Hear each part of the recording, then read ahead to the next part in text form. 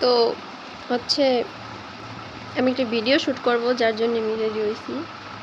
কালকে মেহেন্দি পড়ছি, দেখো কত সুন্দর করে। আজকে সকালে নেট পালিশ লাগাইছি, কেমন লাগতেছে। তো আমি তোমাদের কাছে একটা কথা শেয়ার করতে চাই। আমার বড় মার আজকে 2 দিন ধরে ঘরে ঢুকতে দেয় না। আমি একটা জিনিস খাইছিলাম, যার জন্য এরকম কেউ করে। তারপরে হাত পাও বান্ধে রাখে, মারে আমারে ঠিস ঠিস করে। হয়েছে আসলে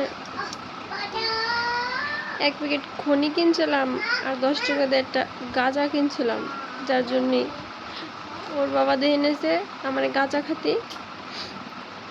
ওরা কি বুঝবে গাঁজা খাওয়া কত শান্তি। ওটা যদি বুঝতো তাহলে তো গাঁজাই খাতো, তাহলে কি ভাত খাতো? ভাত খেয়ে কী হয়? ভাত খেয়ে হয় ডায়াবেটিস, কোলেস্টেরল, থাইরয়েড, আরও কত কিছু হয়, সুগার মুগার আবা যাবা।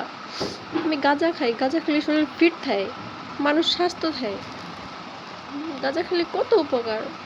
এই ভাত খেয়ে মানুষ এই পেট মোটা হয়ে যায়, গাঁজা খালি পরে একদম জিমে যাওয়া লাগে না, একদম ফিট থাকা লাগে। সুন্দর সুন্দর ড্রেস পরলে সুন্দর সুন্দর ড্রেস হয়, বোঝে না ওরা।